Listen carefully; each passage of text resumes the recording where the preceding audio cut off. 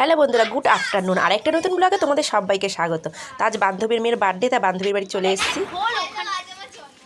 Happy birthday Srija. আমাদের birthday girl চলে এসেছি বান্ধবীর বাড়িতে। চলো। তাই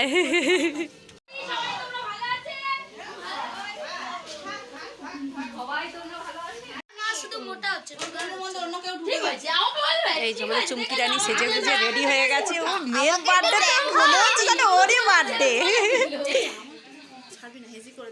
ছবি তোল। এই দেখ ছাড়বি না।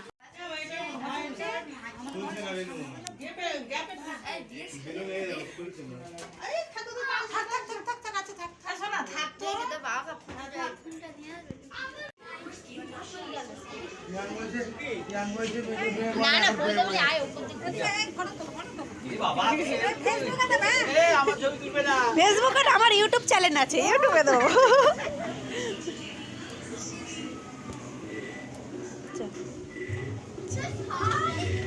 হাতে খাওয়া দাওয়ার ব্যবস্থা হয়েছে।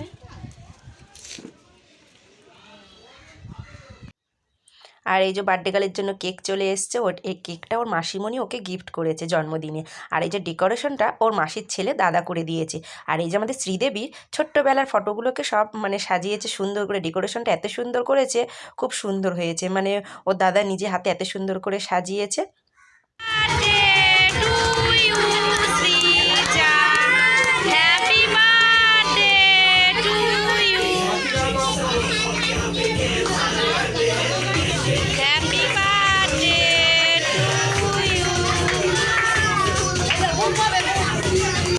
আর কেক কাটার আনন্দেও ভুলেই গেছিলো যে মোমবাতি লেবাতে ভুলে গেছে।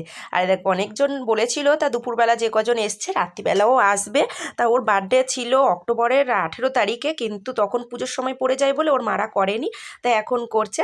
তা আমাদের খুব খুশি। পুজোর সময় বললে তো আমরা আসতে পারতাম না, পুজোর মধ্যে না, সেই জন্য পরে করেছে। আমাদের সবাইকে বলেছে, বন্ধু বান্ধব সবাইকে বলেছে। আর আমরা খুব মজা করেছি।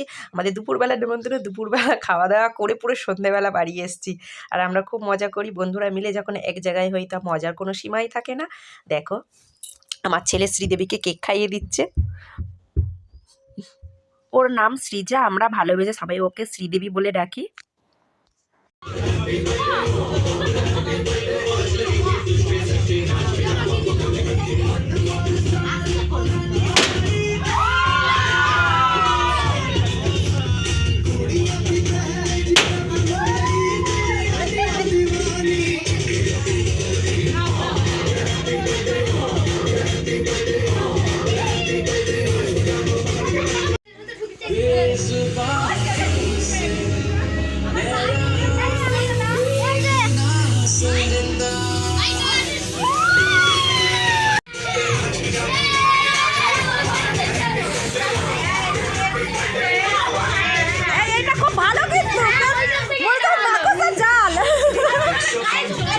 ट्रैवल वीडियोस देंगे तब उसमें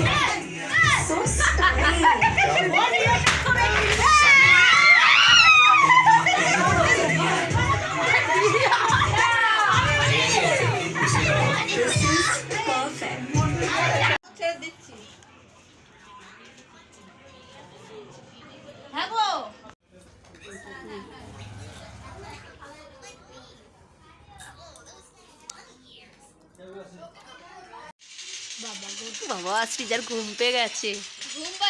ঘুম পাইনি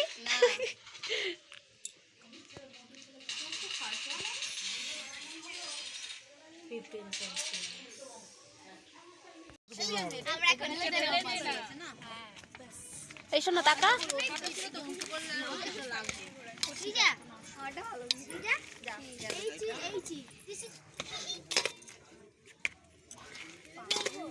পুরোটা পারি না রে, পুরোটা পাগল রে, বেকার বেকার না কই আমার পাগল দেখ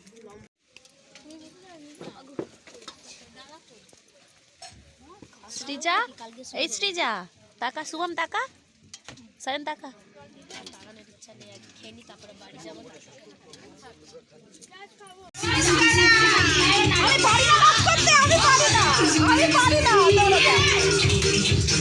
চুমকির হাত ধরে, চুমকির হাত ধরে।